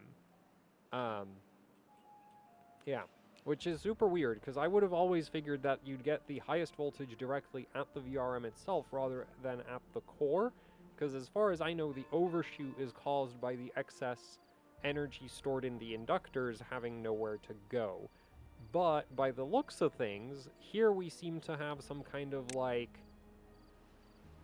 extra, like there's some like extra kick from like the power plane towards the core, or something, because yeah, like we get more peak voltage directly behind the core than we do at the VRM, which doesn't really make like sense to me within my understanding of like the overshoot comes from the inductors, and it's like, but that, like, if the overshoot comes from the inductors, why are we seeing more overshoot all the way at the actual core than at the VRM, which is like right next to the than at the inductors, right? So I guess there might be some kind of like the inductance of the power plane itself is actually causing a even higher overshoot directly behind the GPU core.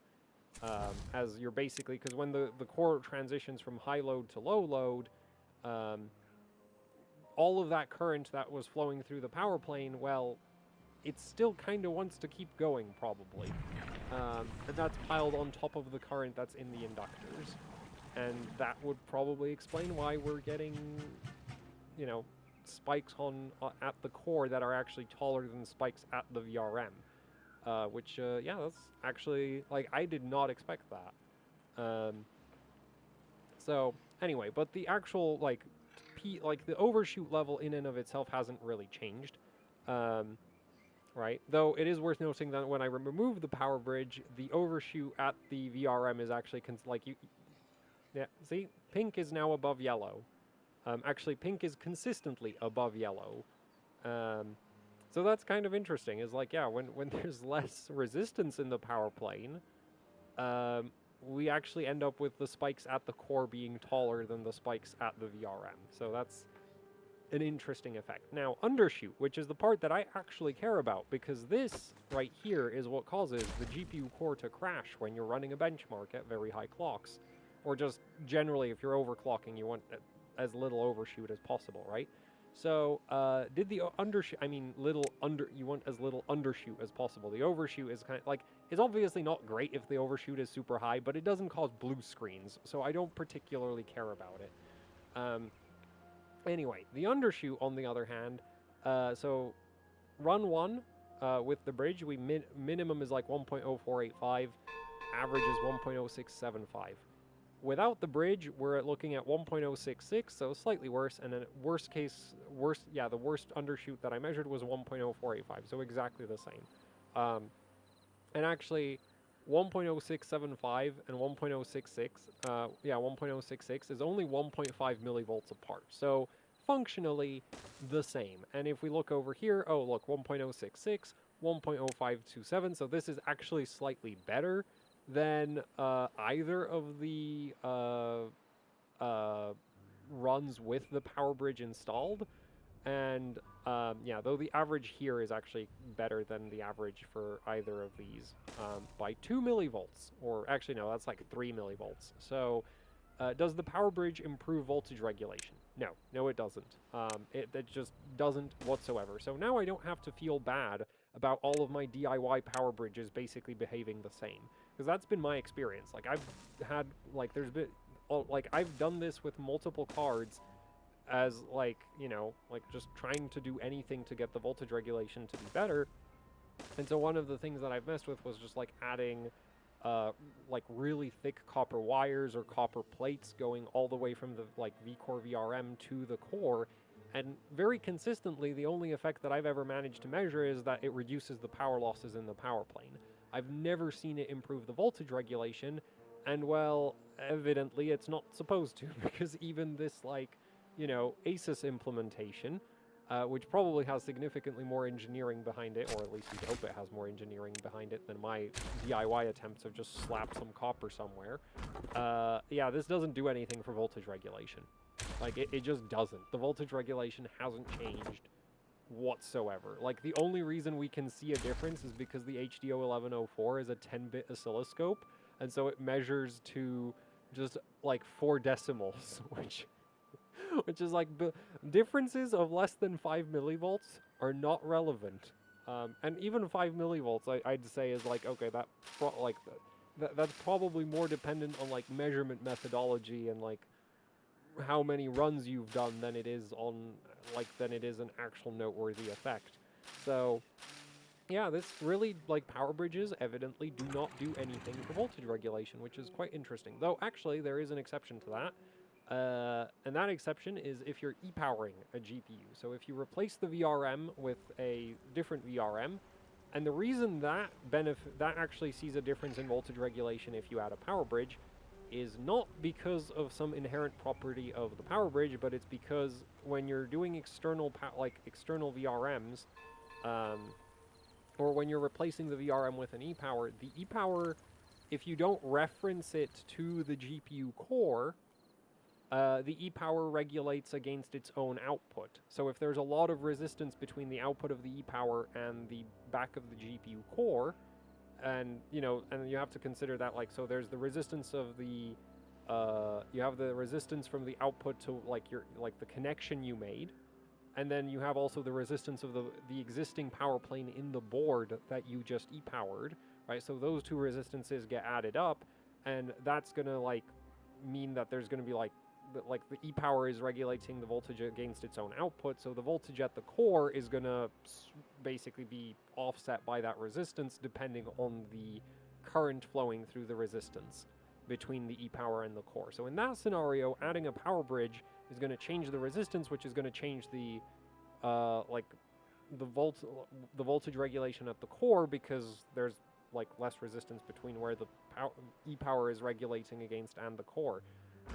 But if you just reference the e-power to the actual core, you basically end up in the same situation that you end up with a stock VRM, because the stock VRM of the GPU regulates against the core, which is why it doesn't really care if the, you know, power plane has, like, 3 times more resistance in it. It just kind of compensates for that, because the VRM, right, like, the voltage regulator doesn't, it doesn't know what the voltage over here is. It doesn't really care. It just knows I'm supposed to reach, I think for this card it was like 1.15 or something volts, right? This is my target voltage. I will increase the PWM signal at the inductors until, I'll increase the PWM signal until this voltage is achieved.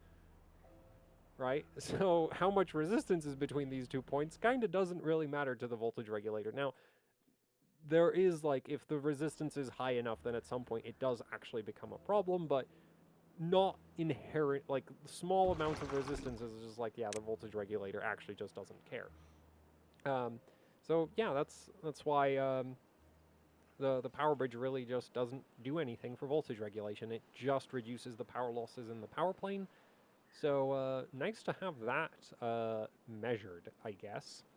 And now, I also took some, like, zoomed-in captures, because obviously all of these captures, I forgot to mention it, but these are at 5 milliseconds per division, right? That's my preferred way of measuring things, so that I get a lot of spikes onto the screen at the same time. But anyway, here we have some zoomed-in captures, and yeah, like this, right? Like, here you can very clearly see that, like, we have a load release overshoot, and at the GPU core, it is, like, a lot higher than it is at the VRM, which is super interesting. So I'm guessing, like, this extra voltage is, like, coming from the inductance of the power plane or something, because if it was coming from the inductors, you would expect the pink line to be taller, right? Or at least I'd expect the pink line to be taller. Anyway, oh, you might also notice that the pink line, for whatever reason, is like thicker than the yellow line, and I think the reason for that is that if you look at, actually no, you can't look at it, but the way the VRM on this card is designed, there is basically no multi-layer ceramic capacitors directly at the output of the VRM. Like, all of the multi-layer ceramic capacitors on this card are, like, all the V-core multi-layer ceramic capacitors, I should say, are here. Or right here. There's, like, yeah, there's nothing directly at the output of the VRM. There's, like, some over here that are for V-core, but the bulk of the, like, high-frequency filtering is directly behind the core, and then, right at the output, you just have some through-hole aluminum polymers, which have a ton of equivalent series inductance, so they really don't filter out, like, high-frequency switching noise, basically at all, which is probably why we see the, like, peak-to-peak, like, in this, like, relatively steady-state looking region, right, over here, why this is, like, fatter than this. Is probably because there's no multi-layer ceramics directly at the VRM. So, yeah. But I do find it really interesting that, like, the overshoot is actually worse at the core than it is at the VRM. Because I would have never expected that. And I guess, like my guess for why that is just the inductance of the power plane itself. Because, like, I don't, like, I'm not an engineer, so I could be completely wrong about this, but I'm not aware of anything else that would be causing this. So yeah, I'm gonna go with, yeah, like, the power plane is doing that, because I don't know where else that extra voltage is coming from. Anyway, with the power bridge removed, well, there are some differences in the spikes again, but, well, now, you know, the pink spikes are taller than the yellow spikes, though you can also see a slight offset in when the spikes happen, which is, interesting, right? Like, where the peak is. Like, this peak is obviously earlier than this peak, but that could also just be down to the difference in capacitor configuration. Alright, so, yeah, these are kind of interesting to look at, but not really useful in terms of judging how effective like these are cool to look at, but there's not, like, a lot of, like, oh, this is what, like, I'm not seeing any, like, useful to me information out of this, is what I'm trying to say there. Which might be just because I'm too stupid to understand what I'm looking at here. But yeah, like, from what I find this interesting, but there's not really anything I can do about that. It's just, like, well, I'm just gonna throw more capacitors directly behind the core anyway, so, like, what difference does it make? Right, because that's ultimately, like, how do you make that spike smaller? More capacitors. So that hasn't changed. And this measurement right here is just like, well, we're seeing kind of the same thing, except now the pink line is offset upwards by a certain amount. So, yeah. Anyway, that's it for this video. Hopefully you found it somewhat interesting, if not particularly useful. But yeah, this is something I've been wondering about for a very, very long time, is like, did this actually do anything? And the answer is, I mean, technically it would give you slightly more performance if you were riding the power limit, right? Because you're losing less power in the power plane, but, like, it's like 4 watts.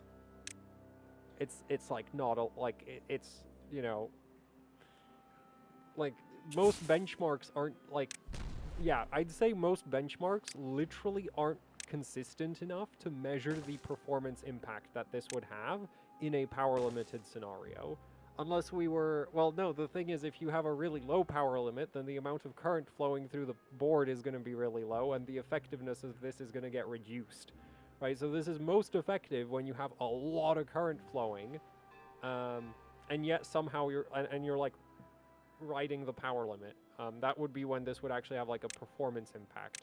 From an overclocking perspective, like from like should you do this mod to your GPU perspective, this is pointless. Anyway, this video is now way longer than it ever really should have been. But yeah, hopefully you found it interesting. So that's it. Thank you for watching. Like, share, subscribe, leave any comments, questions, suggestions down in the comment section below. And if you'd like to support what I do here with actually hardcore overclocking, I have a Patreon. There's a link to that down in the description below. There's also the HOC Teespring store where you can pick up shirts, hoodies, posters, you know, the usual YouTuber merch. And I've also got a Bandcamp. There's a link to that down in the description below as well. And that's it for the video, so thank you for watching, and goodbye.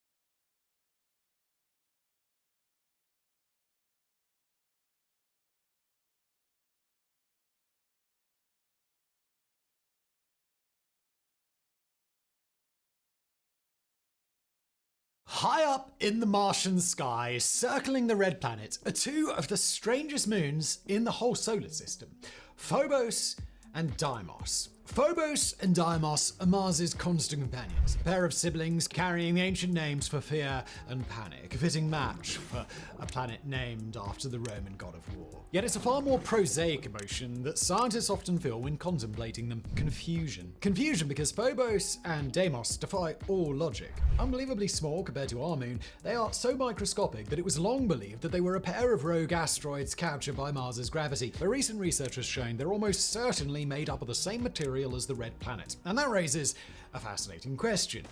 How did they get there? Too small to have formed alongside Mars or been created by an impact, the siblings' past is the subject of both intense debate and an upcoming mission by Japan's JAXA. A mission that could help us unlock not just the past of these strange moons, but that of Mars itself. When discussing Phobos and Deimos, there's one fact people keep circling back to time and again: how unbelievably small they are. With a diameter of just 22 kilometers, Phobos is barely a pebble, yet it's still the larger of the two. Deimos barely clocks in at 12 kilometers across, the sort of distance you might casually run after a day's work to blow off some steam. Now compare them with our moon. With a diameter of 3,474 kilometers, Earth's satellite is over 150 times bigger, like comparing two chihuahuas to a Great Dane that's been crossbred with a Lovecraftian elder god. To be fair, our moon is unusually big compared to Earth's size, but even if we change the criteria to include every natural satellite in the solar system, Phobos and Deimos would still rank among the very smallest. To find other moons of such diminutive stature, you'd need to look at the tiniest ones orbiting Saturn and Jupiter, yet those are all accompanied by vastly bigger objects like Titan and Ganymede. Phobos and Deimos, by contrast, are just drifting on their own, two siblings orbiting high above Mars with no friends or family to keep them company. And just like regular siblings, they seem to revel in accentuating their differences. Let's start by looking at the bigger of the two. Phobos. Pottering around the red planet at just 6,000 kilometers above the surface, Phobos holds the slightly lame record of closest satellite to its home planet. At such low altitudes, it's able to orbit Mars 3 times a day, a fact that will lead to some bizarre sights for future colonists. According to Astronomy magazine, Phobos visibly waxes and wanes during each appearance. Imagine for a second how utterly trippy it would feel if you stepped outside, glanced at the night sky, and watched in stoned amazement as our moon went from a crescent to a half to a full moon right before your eyes. Well, that's kind of what Phobos does. Across all three of its 4-hour-long appearances, it noticeably seems to grow and shrink. By the way, that's 3 appearances that you'd be able to see in all their glory. So bright and so close to Mars, Phobos is normally visible even in daylight. Still, it's small enough that its main features would be hard to make out, even for an astronaut with 20/20 vision. No. To get a real feel for the moon, you'd have to go whizzing up there for a closer look, at which point things would get weird. While visually, Phobos is fairly interesting, with its vast Stickney crater that makes up about half of the moon's surface features would probably be the last thing on your mind. As soon as you touch down, you'd feel for yourself just how weak the moon's gravity is, about 1,000th as strong as Earth's. Move too forcefully, and you'd risk pushing yourself off the surface and away into space. Now obviously getting accidentally sent careening into the void would not be ideal, but neither would be staying on Phobos. The temperature changes on the Martian moon are brutal. On the sunny side, things would feel like a sunny January day in Prague, a shivering -4°C. Over on the night side, by contrast, they'd plunge to the sort of temperatures that'd make Canadians cry, Siberians reach for their vodka, and brass monkeys start wailing. We're talking -112°C here.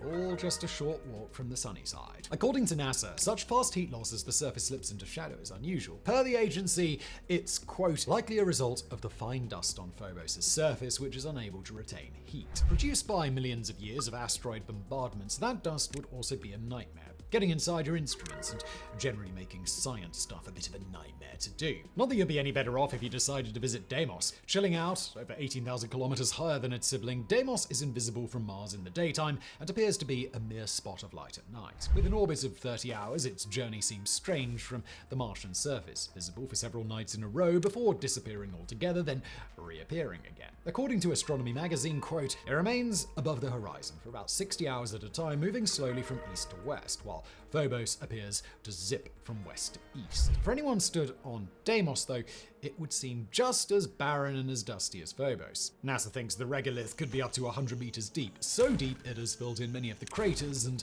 made the moon appear. Still, the fact we know any of this is truly remarkable. For most of human history, we had no idea Mars had any moons at all. If Las Vegas had been a thing in the early 17th century, Johannes Kepler's powers of prediction could have won him a small fortune there. As far as we know, Kepler was the first human in history to assert that Mars had 2 moons. Although that's not because he had an unnaturally powerful telescope that allowed him to glimpse them. Kepler was simply throwing out a hypothesis based on the recent discovery of Jupiter's 4 largest moons. If Earth had 1 satellite and Jupiter 4, his thinking went, then maybe the planet between them had 2. That he turned out to be right was basically down to luck. Still, it would be another 2.5 centuries before anyone realized how on the money Kepler's guess had been. The year was 1877. By this point, just about every planet beyond Earth had at least 1 confirmed moon. Jupiter was still thought to have 4, while 8 had so far been sighted orbiting Saturn. 4 space hemorrhoids had been spotted clinging to Uranus, while Neptune was known to have at least 1. That just left Mars as the weirdo in the planetary party. It was the only moonless wonder beyond Earth's orbit. But S.i.R wasn't so sure the red planet was alone. Having calculated its mass, the American astronomer was certain there must be some missing moons out there, visible only in the way their faint gravity affected other objects. With Mars due to reach its closest point to Earth that summer, Hall decided to try and find them. For several nights in a row, he waited at the observatory, hoping for the clouds to break. When they didn't, he very nearly gave up, only to be told by his wife to keep on looking. The very next night, the atmosphere cleared, and Hall finally saw it. The faint pinprick of light following Mars on its journey across the heavens. 2 days later, he spotted another. It was the first time in history anyone had laid eyes on Phobos and Deimos. The first time anyone realized that Mars, known to humans since ancient times, had companions.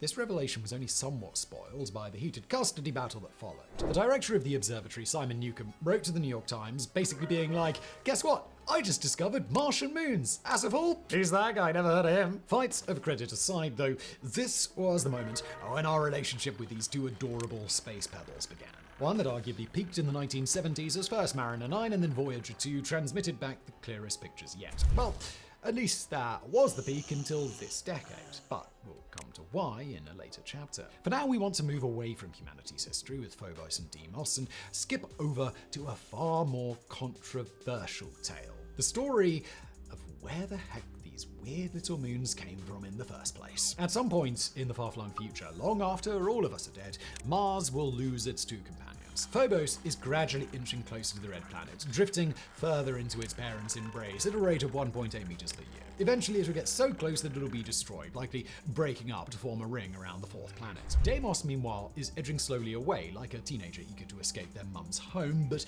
not yet ready to quite give up all those free meals. One day, though, the time will come. Deimos will break free of Mars's gravity and head off into the void, ready to chart her own course in life. Considering we know the fate of these 2 moons, it can be tempting to assume that we know their entire stories, from how they were born to how they would eventually die.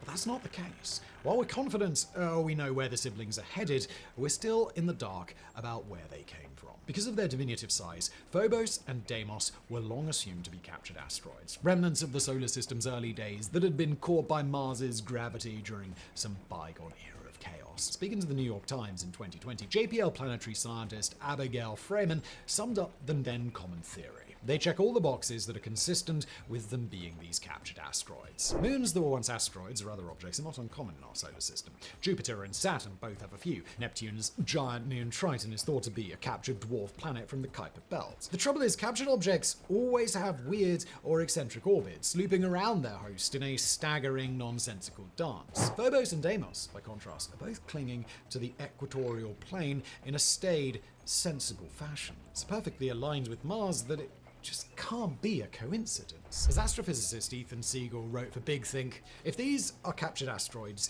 it was an almost magical occurrence. Of course, just because something is improbable does not make it impossible. After all, it's a big old universe. Chances are some planet somewhere has captured 2 asteroids in a freakishly neat fashion. Maybe Mars was just that planet. But then came the Hope mission, and the asteroid theory was dealt a possibly fatal blow. Launched by the United Arab Emirates in 2020, Hope is the first Mars orbiter by an Arab country. And as as the UAE delights in pointing out, makes them only the 5th nation to successfully reach Mars. Although that accolade depends on either counting the USSR and Russia as the same nation or deliberately ignoring the 2 successful missions launched by the supranational European Space Agency. Regardless, it was still an impressive feat, but while Hope's original mission was to study Mars's atmosphere, its greatest find arguably came this spring. On April the 24th, 2023, UAE scientists released data and images taken from repeated flybys of Deimos, including one that came within 100 kilometers of the surface. Using 3 instruments to scan in infrared and ultraviolet, Hope had, in layman's terms, scienced the shit out of that moon. And what the probe had found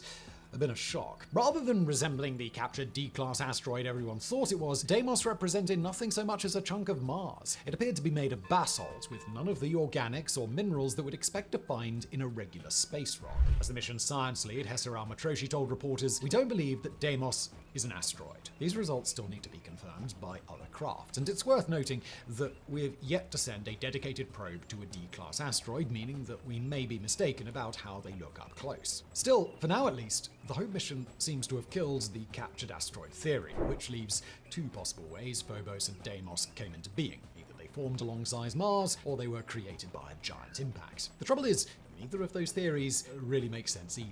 Now, back at the dawn of the solar system, the disk of material that surrounded our star began to form into clumps. Clumps that began to create their own gravitational pull on the debris around. Some of those eventually grew to protoplanets of such density that they accrued their own separate disks of material. From these smaller disks, yet more matter began to coalesce, eventually forming into moons. That seems to be the origin of many natural satellites in our solar system. Moons like Titan, Ganymede, Europa, Callisto, Titania, and more all appear to have been born this way, coming into being alongside the planet they're orbiting. Perhaps the same is true of Phobos and Deimos. Certainly, a slow formation like this would explain why they're orbiting Mars so neatly. The problem?